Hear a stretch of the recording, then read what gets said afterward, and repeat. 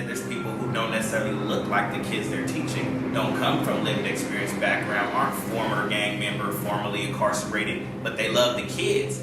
And there's a block there because you don't come from there. The kid may not listen to you. So we've also packaged up the lived experience experts. So there's a video component to go with that, with real people like the youth consultants, leaders that we have, that they'll be able to speak to the kids. Some people younger than me, because even age can become a barrier too. Even though I come from lived experience, I may have aged out of the influence gap.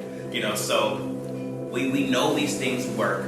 We've seen them work over and over again. It's just now compiling it into something that can be used and attained by anyone.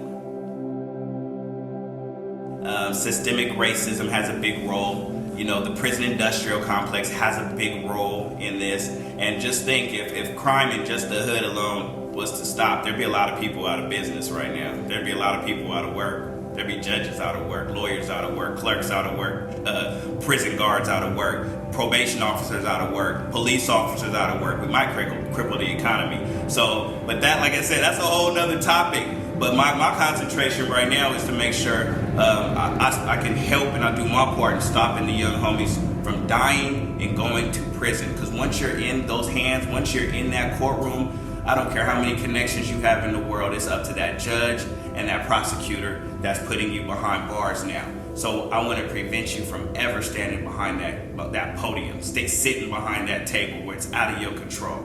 So this is the prevention. And I hate dealing with snipping. You can snip weeds. As gardeners, you can snip the weed. It's going to continue to grow until you dig it up at its root. You're going to always have weeds. So I'm on some root solution based. How do we dig this up at the roots so the young homies don't have to suffer no more? Families don't have to suffer anymore.